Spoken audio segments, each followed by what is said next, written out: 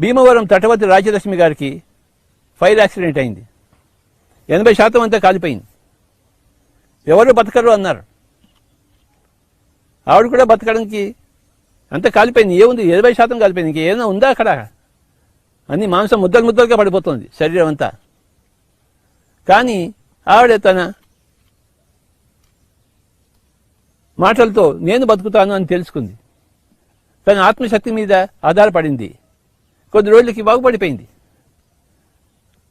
Bhimavaram Tatavarthi Rajyalakshmi madam అందరి చేతులు ఎత్తేశారు ఇంకా బతకదని చెప్పేసి. 80% కలిసినది ఇంకేం బతుకుతుంది? కానీ ఏదైనా సాధించవచ్చు అన్నదే శాస్త్రీయ దృక్పథము. ఆవిడ సాధించినప్పుడు మనం అందరం ఎందుకు సాధించలేము?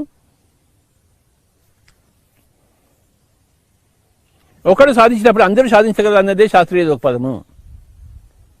ఒకడు తన ధ్యానంతో క్యాన్సర్ పోగొట్టుకున్నాడు, 80% కాలిపోయిన శరీరాన్ని తిరిగి బాగు చేసుకున్నాడు అంటే మనం ఎందుకు చేసుకోలేము? శాస్త్రం అంతటా ఒకటే కదా. ఒక్కొక్కరికి ఒక్కొక్క శాస్త్రం ఉంటుంది. ఏమిటి?